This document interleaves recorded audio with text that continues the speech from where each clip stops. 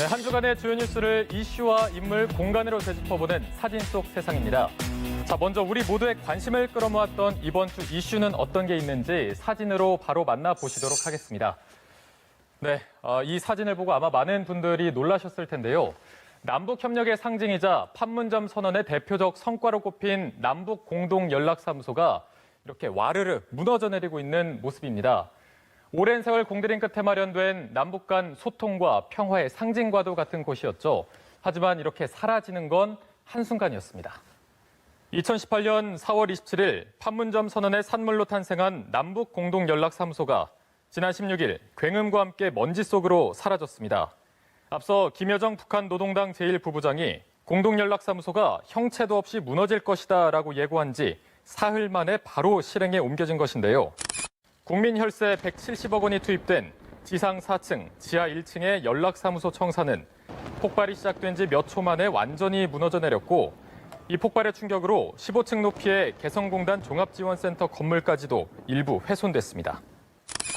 네, 공교롭게도 북한이 연락사무소를 폭파한 날은 22년 전 정주영 회장이 솥대를 몰고 육로로 방북한 날과 날짜가 같습니다. 그래서인지 이런 북한의 행동이 더 안타깝게 느껴지기도 하는데요. 북한의 과격한 행동으로 남북 간 긴장도가 높아지면서 눈앞까지 온 듯했던 평화가 다시 저만치 달아나는 건 아닌지 우려가 커지고 있습니다. 자, 이어서 다음 사진도 만나보도록 하겠습니다. 이번 주에 가장 관심을 모았던 화제 인물, 과연 누굴까요? 네, 앞서 보신 이슈와 밀접한 연관이 있는 인물입니다. 우리 책을 향해 연일 입에 담기도 힘든 독설과 비난을 쏟아내고 있는 김여정 노동당 제1부부장을 이번 주 화제 인물로 꼽아봤는데요. 2년 전에 평창 올림픽 당시 우리나라를 찾으면서 평화의 메신저 역할을 했던 그녀가 갑자기 180도 태도를 바꿔 많은 사람들을 놀라게 했던 한 주였습니다. 잘 웃고 밝은 표정을 주로 보여줬던 평창 방문 당시와는 사뭇 달라진 모습인데요.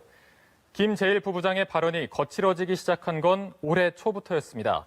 3월 북한의 합동 타격 훈련에 대해서 청와대가 우려를 표명했을 때도 또 이달 초 탈북민 단체의 대북전단 살포를 비난할 때도 매우 과격한 표현을 쓰며 날을 세웠는데요.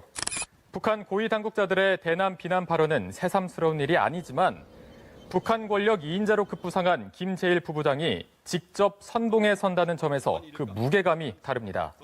연일 말폭탄의 수위를 높이는 데엔 풀리지 않는 대북 제재 등 교착 상황에 따른 좌절을 정면 돌파하겠다는 의지를 내보이는 게 아니냐, 이런 분석도 나오고 있습니다. 이렇게 격한 발언들을 보자니 과연 정상국가 2인자의 발언인지 의심이 들 정도입니다.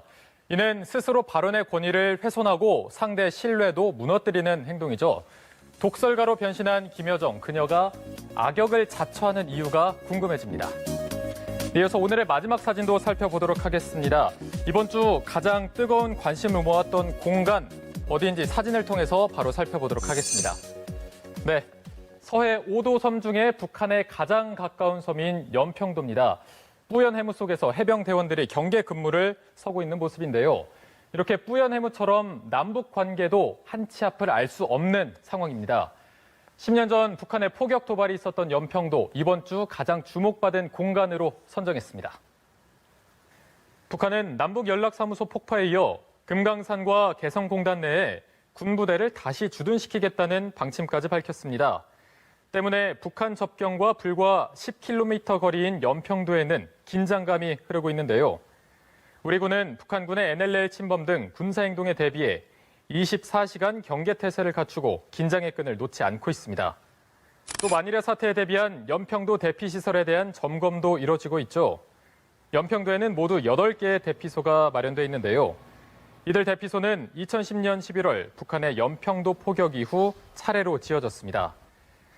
대피소는 화장실과 주방, 냉난방 시설과 비상 발전 시설 등을 갖춰 주민들이 지내는데 불편함이 없도록 설계됐는데요. 1,700명 주민들을 수용할 수 있는 규모입니다. 이처럼 한반도의 긴장감이 높아지면서 접경 지역 주민들은 불안감을 감추지 못하고 있습니다. 이분들을 위해서도, 그리고 한반도의 평화를 위해서도 하루빨리 대화의 분위기가 다시 만들어졌으면 좋겠습니다. 지금까지 사진 속 세상이었습니다.